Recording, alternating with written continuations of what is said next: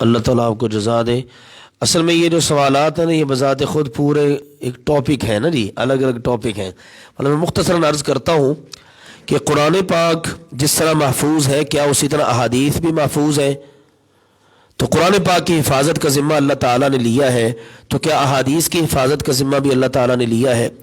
اگر ہم قرآن پاک کی آیات پر غور کریں نا، تو اس مسئلے کو سمجھنا کوئی مشکل نہیں ہے۔ اللہ تعالیٰ نے قرآن پاک میں ہی قرآن پاک کو کیا کہا ہے؟ قرآن حدیث۔ فَبِأَيِّ حَدِيثٍ بَعْدَهُ يُؤْمِنُونَ اللہ نزل احسن الحدیث۔ قرآن پاک کو اللہ نے حدیث کہا ہے، اور نبی اکرم صلی اللہ علیہ وسلم نے اپنی احادیث میں بتا دیا، مجھے صرف قرآن ہی نہیں دیا گیا بلکہ مجھے ساتھ میں احادیث بھی دی گئی ہے۔ الا انی اوتیت القرآن ومثلہ ما، مجھے صرف قرآن نہیں ملا، اس کی مثل اور بھی کچھ ملا ہے۔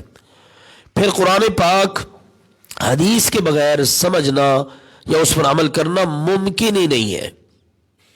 آپ کو یہ حکم ضرور ملے گا، نماز پڑھیں، کس طرح پڑھنی ہے، کن وقتوں میں پڑھنی ہے، کتنی رکعتیں پڑھنی ہے، ان میں کیا کیا دعائیں پڑھنی ہے، اس کے ارکان کیا ہے، شرائط کیا ہے، آداب کیا ہے، یہ آپ کو کہاں سے ملے گا؟ ساری تفسیر حدیث پاک سے ملے گی۔ اس لیے قرآن پاک اور حدیث پاک لازم و ملزوم۔ اتنی بات یہ ذہن میں رکھ کے پھر انشاءاللہ اس کے لیے الگ سے ہم تفصیل سے اس موضوع کو بیان کریں گے۔ دوسری بات یہ ہے، جن ہاتھوں کے ذریعے اللہ تعالیٰ نے قرآن پاک کو محفوظ کیا، انہی ہاتھوں سے اللہ نے احادیث کو محفوظ کروایا ہے۔ یہ اللہ تعالیٰ کا کتنا بڑا انعام ہے اس امت پر۔ جن سینوں میں قرآن محفوظ ہوا ہے نا، انہی سینوں میں احادیث محفوظ ہوئی ہیں، اور اس وقت لوگوں کے حافظے بڑے کمال تھے۔ آج تو اکا دکا مثالیں ملتی ہیں نا، لیکن پہلے وقتوں میں سبحان اللہ ائمہ محدثین کو ایک ایک وقت میں لاکھوں احادیث یاد ہوتی تھی، اور ان کا پورا سیاق و سباق سند ہر چیز پتہ ہوتی تھی۔ انشاءاللہ اس کو ہم کسی وقت بیان کریں گے اللہ کی توفیق سے۔ میں کہتا ہوں امت کے اوپر اللہ تعالیٰ کی طرف سے جو امام بخاری رحمہ اللہ تعالیٰ کی صورت میں ایک انعام ہے نا، کسی دوسرے مذہب میں ایسی مثال ہی نہیں ملتی۔ اگر یہ ایک ہی امام بخاری رحمہ اللہ تعالیٰ کی صورت میں ہم انعام کو دیکھیں اس پیٹرن میں اللہ کے فضل و کرم سے، تو سچی بات ہے امت اسی کو اپنے لیے بڑا فخر سمجھتی ہے۔ کیسا ہیرا اللہ نے دیا ہے، اور ان جیسے بے شمار ہیرے اس امت کے اندر ہیں۔ صحابہ کرام رضوان اللہ علیہم اجمعین قرآن پاک کو سنتے، قرآن پاک کو باقاعدہ احاطہ تحریر میں لے آتے، ان کو یاد کر لیتے اس کی آیات کو۔ پھر اللہ کے نبی صلی اللہ علیہ وسلم کے دنیا سے جانے کے بعد صحابہ کرام کے دور میں ہی جس وقت جنگیں ہوئی اور بہت بڑی تعداد میں صحابہ کرام کی شہادتیں ہوئیں، پھر سیدنا عمر رضی اللہ عنہ کے دور میں، سیدنا ابو بکر کے دور میں، سیدنا عثمان کے دور میں، پھر اس پر بڑا کام ہوا کہ جناب اب اس کو کیا کیا جائے، اس کو محفوظ کیا جائے باقاعدہ۔ پھر وہ پورا جس کے پاس مصحف تھے، لکھا ہوا تھا قرآن پاک، وہ بھی لے آئے۔ پھر اسی طرح جن کو یاد تھی کوئی آیات، وہ بھی لے آئے۔ پھر اسی ترتیب کے ساتھ جو اللہ کے نبی صلی اللہ علیہ وسلم نے لگوائی ہوئی تھی نا، اس کے مطابق ہی پورے کا پورا قرآن جو ہے نا وہ محفوظ کر دیا گیا۔ اور اللہ صحابہ کرام کو امت کی طرف سے بہت جزا دے، بڑی انہوں نے امت کے ساتھ یہ احسان مندی کی ہے کہ یہ آج ہمارے پاس قرآن اس طرح محفوظ ہے، مگر نہ جانے اس کے ساتھ کیا کیا معاملات پیش آ چکے ہوتے ہیں۔ اسی طرح اللہ کے نبی صلی اللہ علیہ وسلم کی احادیث، کون ہے احادیث کو روایت کرنے والے؟ صحابہ کرام۔ اللہ کے نبی صلی اللہ علیہ وسلم نے کس موقع پر کیا کیا ہے، کیسے کیا ہے۔ پھر آگے صحابہ کرام سے تابعین لینے والے ہیں، پھر تبع تابعین ہیں۔ انہوں نے اس وقت چونکہ حافظوں پر اس وقت بڑا اعتماد تھا، بڑا کمال کا حافظہ ہوتا تھا، ضرورت ہی نہیں تھی، لیکن پھر ایک وقت آیا کہ نہیں، اس کو بھی احاطہ تحریر میں لایا جائے، اور اللہ تعالیٰ نے باقاعدہ گائیڈ کیا اس حوالے سے۔ اللہ نے گائیڈ کیا ہے، یہ ہم جو ہے نا وہ جملہ ہے میرا۔ کیسے اللہ نے گائیڈ کیا ہے؟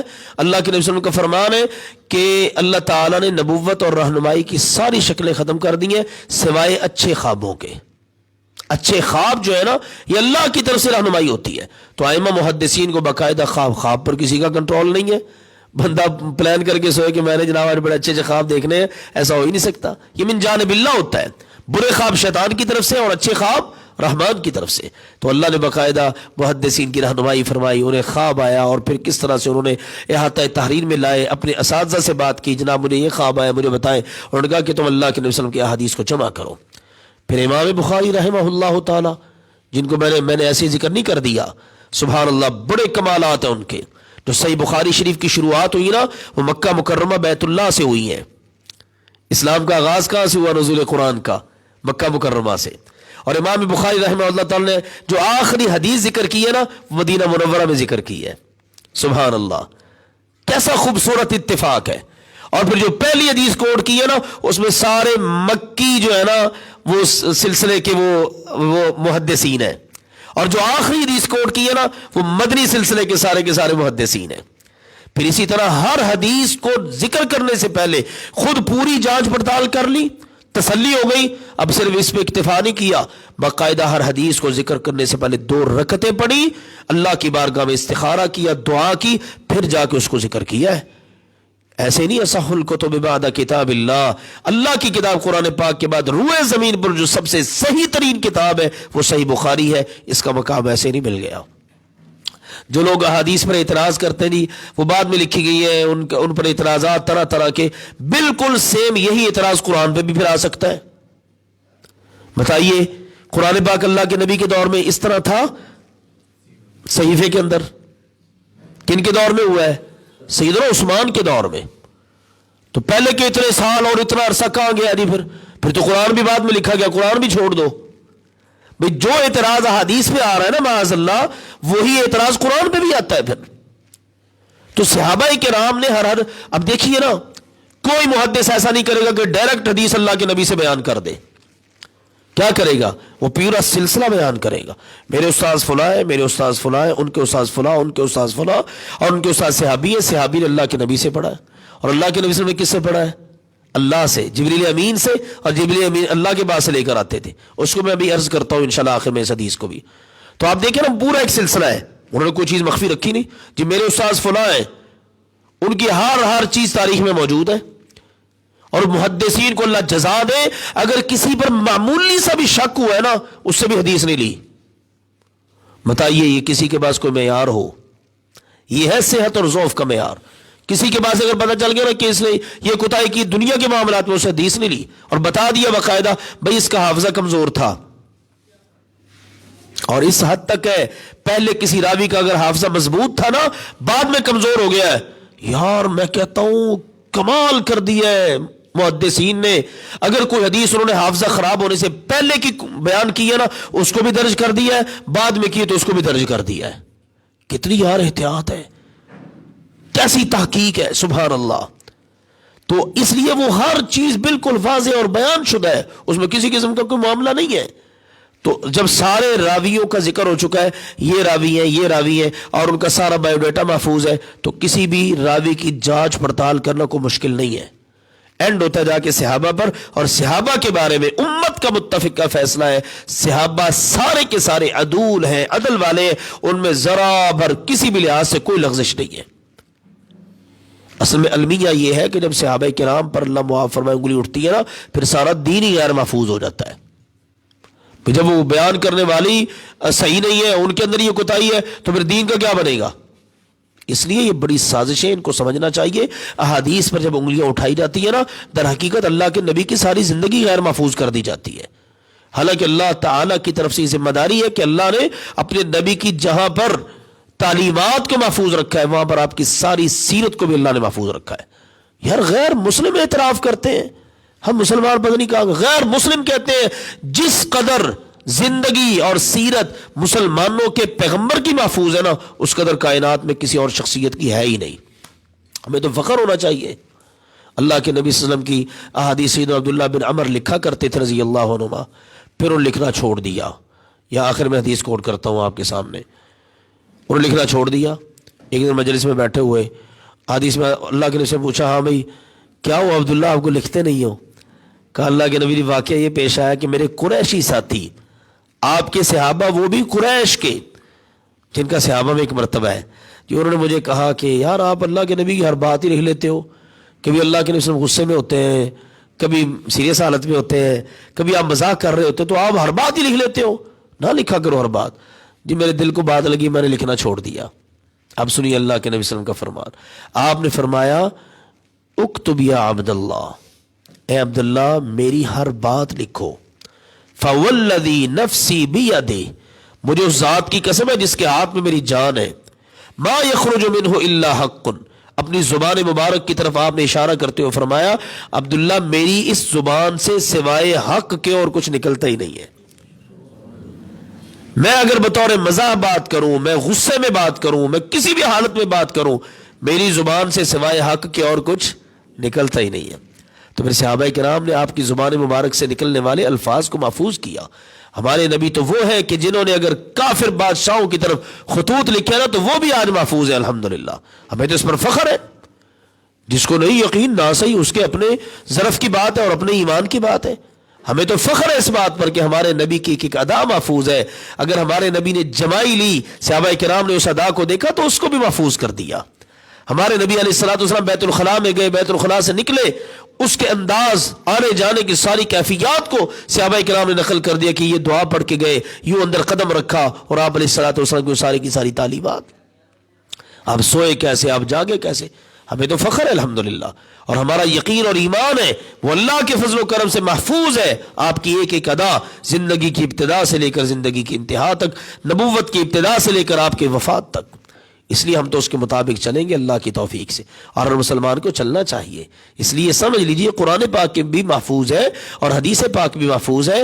اللہ نے اس کو کبھی غیر محفوظ ہاتھوں میں جانے ہی نہیں دیا، کیونکہ ہمارا اثاثہ تھوڑا ہے، دنیا کا اثاثہ تھوڑا ہے، یہ تو اللہ کی وحی ہے، اللہ کا کلام ہے، اللہ اس کی حفاظت کرتا ہے، ہمارے تو تصور میں بھی نہیں ہے۔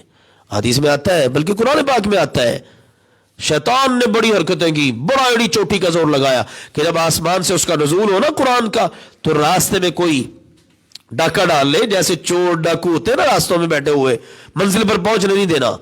تو یہ سورہ الجن پڑھ کے دیکھ لیجئے، جنوں میں کھلبلی مچ گئی، شیاطین کے اندر ہلچل مچ گئی، یہ کیا بنا؟ پھر جب وہ انہوں نے دیکھا، انہوں نے کہا ہر طرف تو پہرا لگا ہوا ہے، تو اللہ تعالیٰ نے باقاعدہ اپنے فرشتوں کا پہرا لگا کے اپنے پیغمبر کے قلب اطہر پہ اس قرآن کو نازل کیا ہے۔ کوئی معمولی انتظام نہیں اس کے لیے ہوا۔ سورہ حج میں اللہ نے بتایا شیطان نے پوری کوشش کی کہ پیغمبر علیہ الصلوۃ والسلام کے دل سے یا آپ علیہ الصلوۃ والسلام کی زبان مبارک سے جب وہ جاری ہو تو آپ کے ذہن میں کوئی الٹی سیدھی باتیں ڈال دے، اللہ نے اس سے بھی حفاظت کی ہے، قرآن ہی بتا رہا ہے۔ تو اللہ نے اس کی حفاظت جو ہے نا بڑی زبردست انداز میں کی ہے، غیر محفوظ ہاتھوں میں اللہ نے اس کو نہیں چھوڑا، لہذا قرآن بھی محفوظ ہے، حدیث پاک بھی محفوظ ہے، بات ہے صرف ماننے کی اور مان کر عمل کرنے کی۔ اللہ تعالی ہم سب کو اس کی توفیق عطا فرمائے۔ جی جی ہاں، اللہ آپ کو جزا دے، میں نے شاید ذکر کرنے لگا تھا وہ رہ گئی۔ احادیث ضعیف ہے، موضوع بھی ہے، اللہ تعالیٰ محدثین کو جزا دے، انہوں نے ہر چیز کو بیان کر دیا ہے، ٹھیک ہے۔ اب مثال کے طور پر جس وقت اسلام پھیلا، دور دور تک باتیں پہنچی، قرآن پاک کی آیات بھی بنائی گئی تھی، امت نے ریجیکٹ کر دیا ان کو، ٹھیک ہے نا، یہ قرآن کی بات نہیں ہو سکتی، بنائی گئی ہے، لیکن اسی طرح حدیث بھی بنائی گئی۔ پھر محدثین نے سر جوڑ کے بیٹھے، غور کیا اور پوری جانچ پڑتال کی اور امت کے سامنے رکھا، بھئی یہ حدیث ضعیف ہے، یہ اللہ کے نبی کا فرمان نہیں ہے، یہ حدیث موضوع ہے، یہ من گھڑت ہے، اور انہوں نے بیان کر دیا تاکہ سننے اور پڑھنے والوں کے لیے آسانی ہو سکے کہ اللہ کے نبی کا فرمان کیا ہے اور اللہ کے نبی کا کون سا فرمان ہے جس کو آپ کی طرف منسوب کر دیا گیا لیکن ہے نہیں وہ آپ کا فرمان۔ تو یہ ایک فتنہ تھا بہت خوفناک، یہ بڑی احادیث گھڑی گئی، بڑی بنائی گئی، ایسے ایسے ادوار بھی آئے کہ اپنے بادشاہوں کو خوش کرنے کے لیے نا راویوں نے روایتیں گھڑی ہیں بادشاہوں سے انعام لینے کے لیے کہ میں ان کے سامنے حدیث بیان کروں گا اللہ کے نبی کا فرمان کر کے تو جناب مجھے بڑا انعام و اکرام ملے گا۔ تو یہ بڑے خوفناک فتنے آئے اس امت کے اندر۔ تو ضعیف حدیث بیان کرنے کا مقصد یہ ہوتا ہے کہ آپ نے اس کو لوگوں کے سامنے بتانا ہے، بیان بھئی یہ ضعیف روایت ہے، اس میں فلاں راوی ہے، اس کے اندر یہ کوتاہی، یہ کمی تھی، اس بنیاد پہ روایت ضعیف ہے۔ اور ایک روایت ہوتی ہے موضوع، من گھڑت، بنا لی ہے، آپ اس کو بھی بیان کر دیتے ہیں۔ تو یہ پورے کا پورا ایک سلسلہ ہے، باقاعدہ پورا ایک علم ہے، ٹھیک ہے نا، محدثین کی اصطلاحات کے حوالے سے، آپ اس کو کہہ رہے ہیں اصطلاحات حدیث کے حوالے سے۔ تو یہ ضعیف حدیث کو بیان کرنے کا مقصد یہ ہوتا ہے، ابھی روایت ضعیف ہے، یہ ناقابل عمل ہے، ٹھیک ہے، تو یہ اس کا مقصد ہے جی۔ تو انشاءاللہ تعالیٰ کوشش کریں گے کسی وقت میں اس موضوع کو بھی اللہ کے فضل سے تفصیل سے بیان کیا جائے کہ ضعیف روایات کیا ہیں، صحیح روایات، اور ان کو سمجھنے کا کیا طریقہ کار ہوتا ہے۔ واللہ تعالی اعلم بالصواب۔ آپ کچھ کہنے لگے تھے؟ میں عرض کر رہا تھا کہ ایک فکر میں بولتا ہوں، اس میں ذرا کاف کا ہی مسئلہ ہے۔ جی اللہم اجعل نورا فی قلبی